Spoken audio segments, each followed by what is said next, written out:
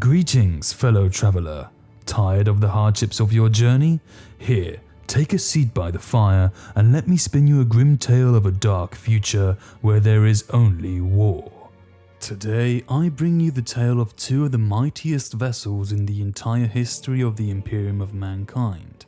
Truly immense battleships that once had the honor of serving as the Emperor's own flagships during the Great Crusade, namely the Bucephalus and the Imperator Somnium. Now, contrary to Primarch flagships which are Gloriana class, these two are a completely different breed of ship, built with much more attention to detail, fierce weaponry, and they also bear secret technologies from the Dark Age that no other ship in the Imperium possesses. In turn, this might make them the most powerful battleships the Imperium has ever seen, which would be very fitting indeed if they were to carry the most important individual in the entire galaxy. So, without further ado, let's dive into the lore.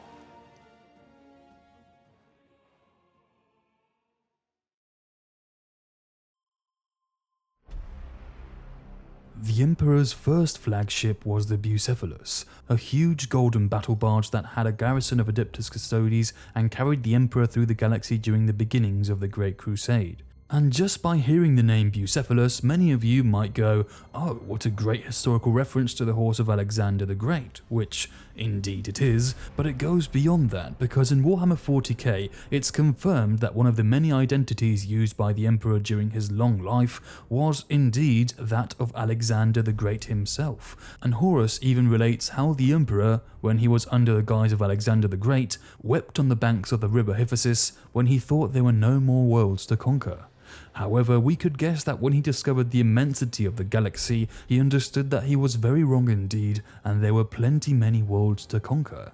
Perhaps it was this perspective that reminded him of his life as Alexander the Great, and that nostalgia led him to name his flagship Bucephalus in honor of the horse that once bore him on his conquest of old Earth, since now he was about to conquer the galaxy itself, and he was in need of a mighty steed that was up to the task. Apart from this curious detail, unfortunately we don't have many more details of the ship, like its specific size or the weapons it possessed. The only description I could find says that it was so big that it had its own gravitational field. So yeah, this was one huge ship, maybe as big or even bigger as the Phalanx or the Abyssal class of the Wordbearers, and assuming that it was stuffed with custodes and full of secret technologies, you can be quite sure that this ship was capable of sowing unparalleled destruction. But apart from these little tidbits, the little we know about this vessel is that when the Emperor discovered several of his Primarchs like Angron on Nuceria or the Lion on Caliban, the Emperor was aboard the Bucephalus. However, here some say that there is a conflict of canon, since in the book Descent of Angels, there is a scene that describes how the ship of the Emperor descends to the surface of Caliban, but the name of the ship isn't mentioned at all during the passage, and instead of being described as a golden ship, it's described as a very elongated and pointed black ship with golden decorations, huge wings on the bow, and multicolored lights scattered around the hull. This might be because the author simply wanted to give a different look to the ship, or maybe on the other hand he just didn't know what it was supposed to look like. But since we don't have the answer, let's say it's just open to interpretation.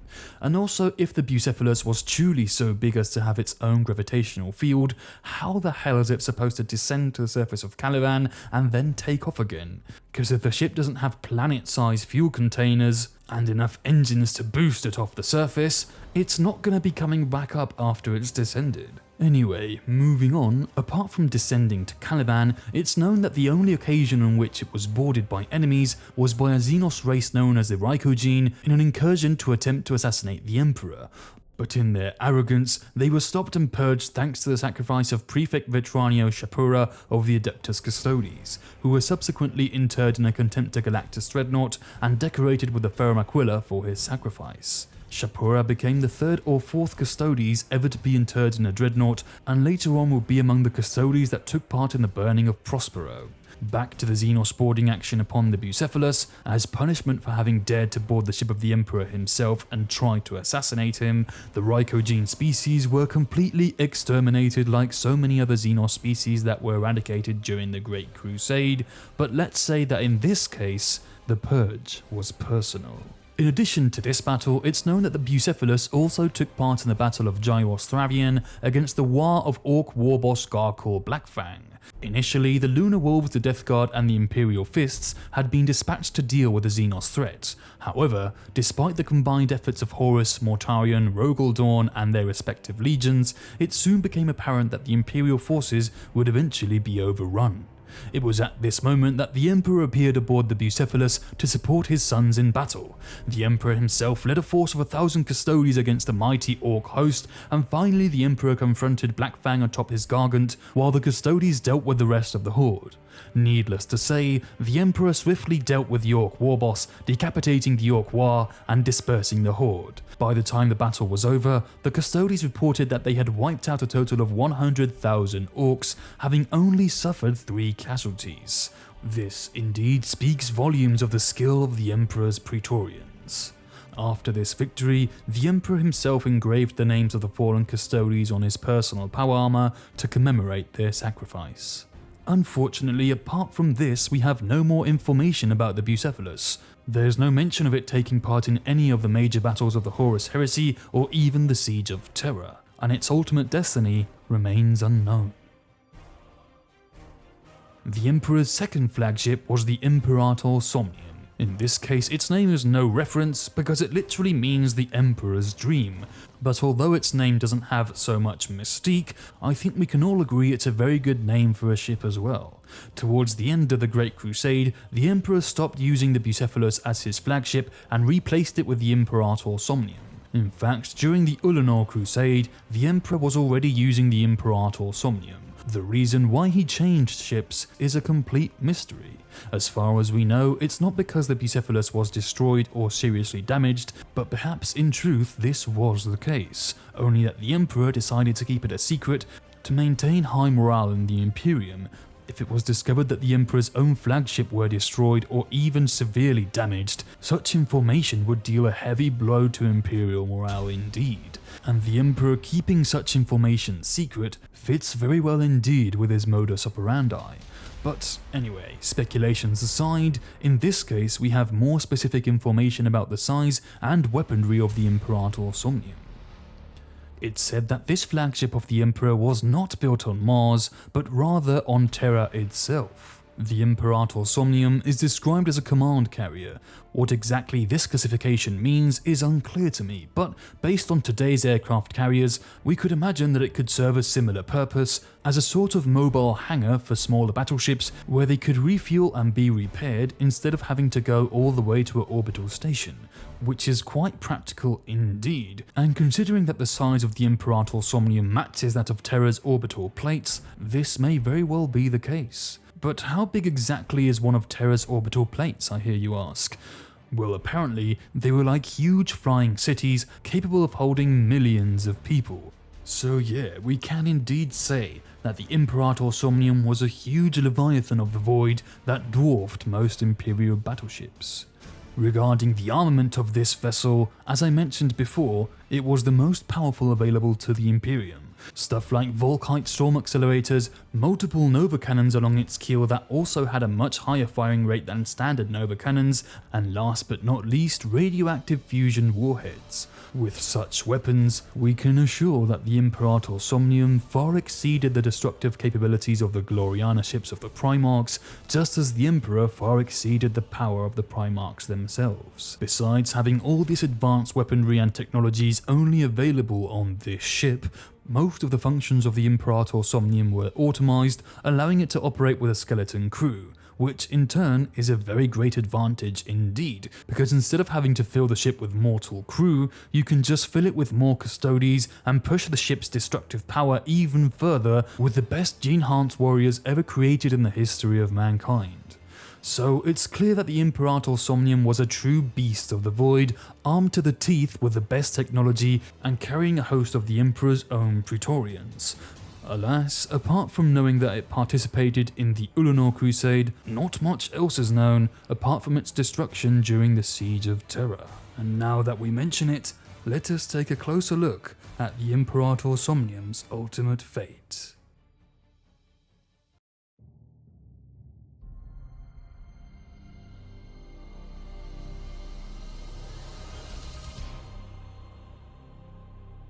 During the final phases of the Solar War, Rogel Dawn ordered the remnants of the Imperial fleet to withdraw, and so the Phalanx, the Red Tier and the Imperator Somnium marched with the remaining ships of the fleet to Saturn to avoid destruction at the hands of the immense traitor fleet and await until Guilliman's reinforcements arrived to make a major counterattack. However, while they waited, a force of 10,000 Dark Angels arrived before the rest of their legion, led by none other than Paladin Captain Corswain.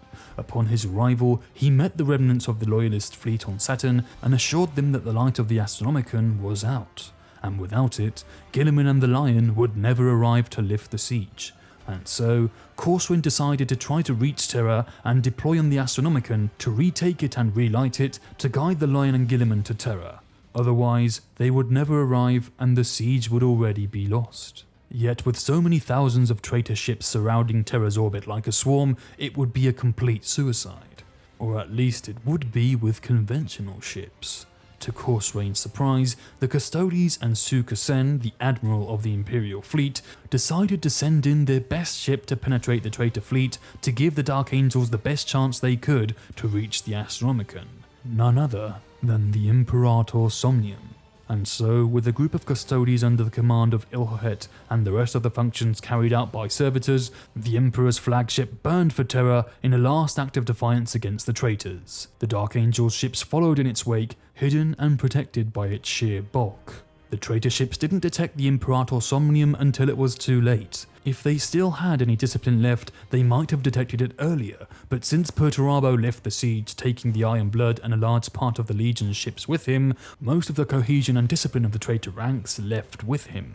The Imperator Somnium raced towards Terra, and although something of such size, like a golden palace unleashed in space, shouldn't have gotten that far undetected, the secret technologies within it dispersed the mass and radiation signals, allowing it to get close enough before the traitor fleet sensed it. If Perturabo had still kept fleet discipline, the Imperator Somnium wouldn't even have had a chance to reach its target.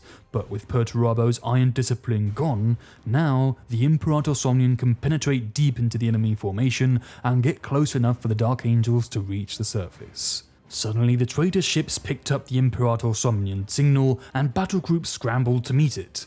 However, some were still trying to chase and disrupt the Iron Warriors' ships. Some broke their pursuit and turned back, others carried on after the 4th Legion's vessels. Panic sparked in the picket craft, Auspex screens lit with readings, threat calculations multiplied in the minds of the Mechanicum ships. Guns began to fire, torpedoes slid into the night and lit. Blossoms of fire flashed across the Imperator Somnium's void shields. On it came, the light of the impacts gleaming across the gold of its hull.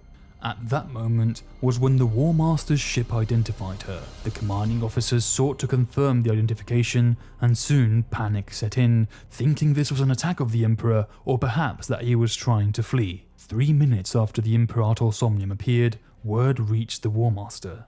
His eyes did not move from the view of Terra's surface held in the circle of the viewport. After a long heartbeat, he spoke. "It is nothing. My father will not leave. He remains yet." He paused, blinked, and in the blink there was a stutter of explosions beneath the clouds covering the palace. "Kill it," he said, and then nothing more.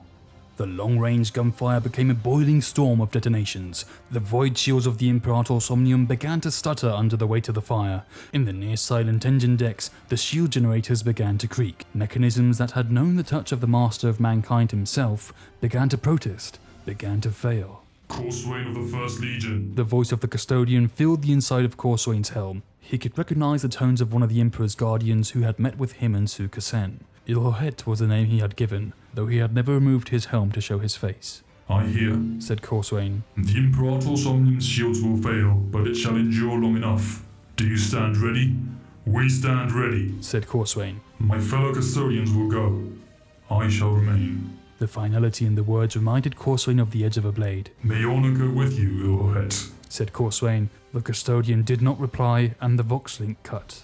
As he watched, a stutter of explosions cut across the Imperator Somnium's prow shields. They blinked, bursting, tattered layers flickering as they tried to relight. A stream of plasma sliced through the gap and score across the keel. Gilded feathers 100 meters long flashed to liquid and scattered into the dark, burning tears from a falling eagle. The traitor ships were moving coherently now. Squadrons of line-class warships were forming into clusters, maneuvering so their guns could maintain fire as they tracked the burning eagle of the Imperator Somnium on its descent. There was no panic, no confusion. A will had studied them, and they moved like a pack of dogs ready to kill their prey, arranging themselves so they could deliver optimal fire, certain that they would. They had noticed that the golden ship was not firing, and even if that was a ruse, they knew they had the teeth and numbers to prevail. Whatever gesture the death of this symbol would serve did not matter. It was irrelevant, and its end was inevitable. A battle group spread across its path began to fire. 40 torpedoes loosed from tubes. The beaked prow of the Imperator Somnium began to distort. Globules of white-hot metal the size of tanks spun behind it, and on it came, faster and faster, engines brightening. Inside its hull, the automata tending to its systems bent to their tasks as the hull shook and shook with impact. It was within the outermost edge of the orbital well, and it was not dead. Now the killers were moving fast, the leisure and confidence gone as they burned to keep their guns on the plunging ship. The greater vessels of the swarm above Terra began to move. A quattro of World Eater's heavy cruisers accelerated prow to prow. The Imperator Somnium fired then. It did not have the human crew or manpower to run an exchange of fire, but it had claws and teeth. Claws that had pulled down star kingdoms and teeth that had ended empires. Nova shells loosed from clusters of barrels set along its keel. Each shell was the size of a battle titan, loaded with time-delayed fusion reactors, Volkite storm accelerators, and rad fusion warheads. Accelerated by mag coils to the edge of light speed, each shell was a squadron killer. A ship of the line could only mount one such weapon and fire it with ponderous regularity. The Imperator Somnium fired 10 shells within the span of a human heartbeat. The World Eater's cruisers vanished. Shoals of frigates became fire, became dust. The Great Emperor's children barge Serpentis burned and then detonated. Transport still rising from Terra became flashes in the spreading blast storm. The Imperator Somnium loosed torpedoes. There were no crews to sight its guns, but the torpedoes could find their own targets. Dozens of warheads cut through the dark, curving towards the center of reactors and engines. Some were so close that the ships did not have time to evade. New explosions lit the dark. Blisters of fire blew outwards from hull. The recoil of the Nova cannon had sliced speed from the Imperator Somnium, but its engines pushed on, plunged it down and down through the orbital spheres. In his gunship, Corswain felt the first explosion shudder through the hull as terror filled his sight. The moment is now, Came the voice of Ilhet across the Vox. You honor us, Custodian. Said Corswain, and then switched to his command channel. All units, by my word, strike. The Wrath's descent fired its engines and kicked free from the Imperator Somnium's gravity shadow. Void shields wreathed its hull. Its sisters followed, scattering from the great ship. They did not pause to fire guns, but cut down, reactors pouring power into their flight. Blinded by the unfolding detonations, the traitor ships did not see them at first. Some hesitated, thinking them debris falling from the dying giant. Then they realized. The Wrath's descent was already at the edge of near orbit. Fire reached for it. Its void shield shimmered. Gas and flames spilled after it. It would not take long for them to fail, and then the lance beams and shells would punch through and burn the assault pods clinging to its hull. Not long, but they had long enough. Corswain watched the distance to surface drop at the edge of his sight. Void shield status was an amber glow at the corner of his eye. Just a little further. The Imperator Somnium was burning, fire and light dragging behind it. Down on the surface of Terra, away from the storm shrouding the Imperial Palace, fires sliced across the belly of the sky. A squall of macro shells struck the Wrath's descent. It shook. Hull plates buckled. Gas blew into the void. In his gunship, Corswain felt the impact an instant before his helm flashed. Loose, he said, his voice calm. The Imperator Somnium was a smear of fire now, hurtling down in the wake of the Dark Angel ships. Enemy craft wheeled around them, firing without cease. In Corswain's helm, he could see the falling ship and the ships of his legion tumble as shells punched their hulls. The swarm of drop and assault craft were all inside the outer atmosphere, racing down before the burning eagle met the warships that had carried them this far and would carry them no further. Inside the quiet of his soul, in the place where the beast died and lived in his dreams, Corswain felt sorrow, like a shiver of wind through a forest. Such a price to be paid. He thought of Vasago's words and wondered what would be left after this war, and who would be left to see it. The Imperator Somnium, chariot of the Emperor of Mankind, bearer of illumination to the galaxy, hit the Wrath's descent as the battle barge rolled over.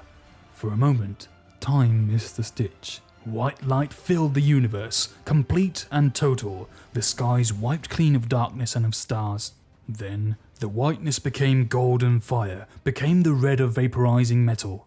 The blast wave screamed out, swallowing the abandoned Dark Angel ships that had carried Corsair's assault force. It struck the traitor craft that had closed to fire their short-range guns. It slammed into the great warships that had been moving to encircle it. These were the venerable queens of war that had led the Great Crusade and then the war against the Emperor and had endured countless battles without scar or mark. Chunks of half-melted hull stabbed through the prow armor of the Conqueror and lit fires on its decks. Slime and corrosion burned from the hull of the Terminus Est, and the things living in its bones shrieked at the touch of fire. In the throne room of the vengeful spirit, the blast flashed in the depths of Horus's eye. A few of the Dark Angel's assault crafts that had not made enough distance were caught by the fire wave. Corsair saw them blink out of being in his tactical display. Astronomicon drop zones locked, said Targon's voice, crackling with vox distortion. The gunship was shaking. Red heat swallowed the black of its hull. Beside it, in a swarm of over 500, craft fell from the burning heavens to the earth below. The Imperator Somnium sacrifice had achieved its purpose. She alone had managed to withstand the fire of Horus's traitor fleet. She had taken squadrons of frigates and cruisers with her, and in her final moments, she had dealt a decisive blow to the most powerful ships in the traitor fleet.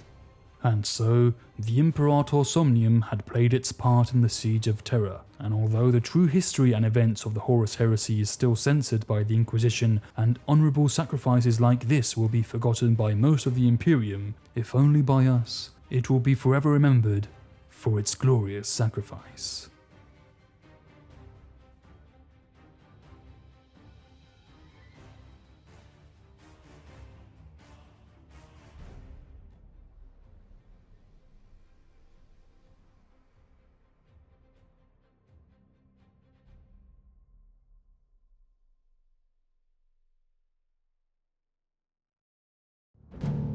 Well, there you have it, the lore of the Emperor's flagships. It's not much, to be honest, and it's a great shame that the Bucephalus doesn't have any more lore. But at least in the case of the Imperator Somnium, we have a detailed account of its final sacrifice in defiance of the traitor fleet.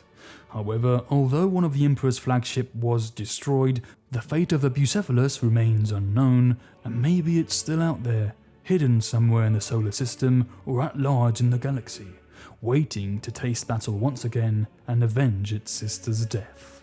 Anyway, that's all from me for now. If you liked the video, you know the drill. Give a like and subscribe for more content. Thanks for watching, and hopefully we'll meet again in the next video.